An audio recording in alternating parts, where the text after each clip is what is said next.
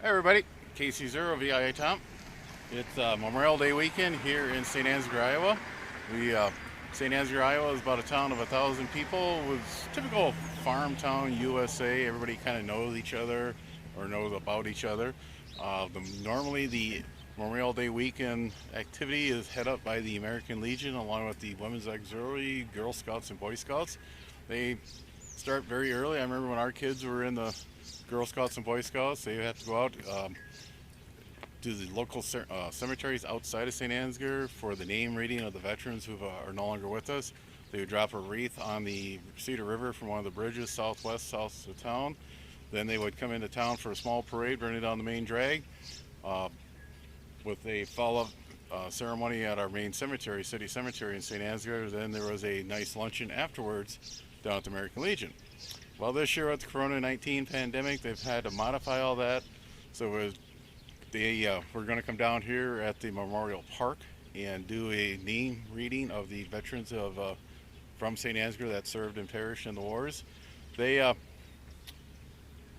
ready to go, and as you can see from the footage, it kind of got a little heavy drizzle. Then it went to a very heavy drizzle, and the camera got wet and the lens got wet, so we didn't get any good video from that. So I'm down here afterwards following up for this. And of course, skies are clearing off, the sun's come out. It's going to be a very nice day today, a little warm and humid, but a nice way to end a holiday weekend. I want to thank the American Legion, especially the Honor Guard guys. They do a fantastic job on these activities, and anytime there's a need for an Honor Guard for an activity. The thing is, when you work with them and they say they're going to start at, say, 9:30, they are started at 9:30. They don't mess around. When they want to, they do something, they do it top notch. So as long as you're aware of that doesn't matter rain or shine, and they say they're going to start, they will start.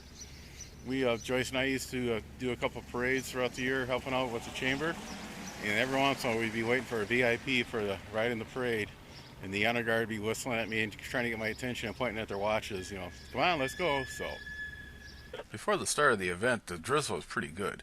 As you can see, umbrellas are out, hoods are being popped up. Somebody from the Legion actually brought in a plastic bag to protect the PA system. Then it really cut loose. St. Ansgar Veterans Memorial Park was actually a project put on by the Sons of American Legion.